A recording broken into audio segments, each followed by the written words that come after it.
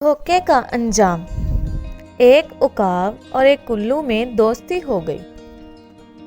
عقاب بولا، بھائی الو، تمہارے بچوں کو کبھی نہیں کھاؤں گا، مگر یہ تو بتاؤ کہ ان کی پہچان کیا ہے؟ کہیں ایسا نہ ہو کہ کسی دوسرے جانور کے بچوں کے دھوکے میں تمہارے بچے ہی کھا جاؤ۔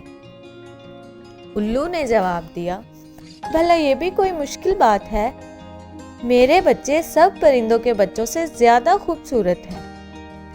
ان کے چمکیلے پر دیکھ کر تمہیں ایک ہی نظر میں پہچان جاؤ گے۔ عقاب نے الو کی بات کاٹ کر کہا، بس میں سمجھ گیا، اب میں کبھی دھوکہ نہیں کھا سکتا۔ مگر بھائی، ہر بات کو پہلے ہی پوچھ لینا اچھا ہے، پھر پچھتانے سے کچھ نہیں ہو سکتا۔ اچھا، پھر ملیں گے، اللہ حافظ۔ یہ کہہ کر عقاب اڑ گیا۔ دوسرے دن عقاب شکار کی تلاش میں ادھر ادھر اڑ رہا تھا کہ اسے ایک اونچے درخت کی شاخ پر کسی پرندے کا گھونسلہ نظر آیا۔ گھونسلے کے اندر 4-5 کالے کلوٹے بد شکل بچے موٹی اور بھدی آواز میں چو چو کر رہے تھے۔ عقاب نے سوچا، یہ بچے میرے دوست الو کے ہرگز نہیں ہو سکتے، کیونکہ نہ تو یہ خوبصورت ہیں اور نہ ہی ان کی آواز میٹھی اور سریلی ہے۔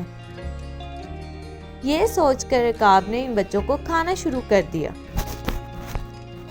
وہ سب بچوں کو کھا چکا تو الو اڑتا ہوا آیا اور شور مچا کر کہنے لگا، ارے تم نے یہ کیا کیا؟ یہ تو میرے بچے تھے، تم نے مجھے دھوکہ دیا۔ عقاب گھبرا کر اڑ گیا۔ ایک چمگادڑ جو پاس سے گزر رہی تھی، الو سے کہا، اس میں عقاب کا کوئی قصور نہیں، ساری غلطی تمہاری ہے۔ جو کوئی کسی کو دھوکہ دے کر اپنی اصلیت چھپانے کی کوشش کرتا ہے، اس کا یہی انجام ہوتا ہے۔ تو پیارے بچوں، ہمیشہ سچ بولنا چاہیے اور کسی کو دھوکہ نہیں دینا چاہیے۔ امید کرتی ہوں کہ آج کی کہانی آپ کو اچھی لگی ہوگی۔ پھر ملیں گے، اللہ حافظ۔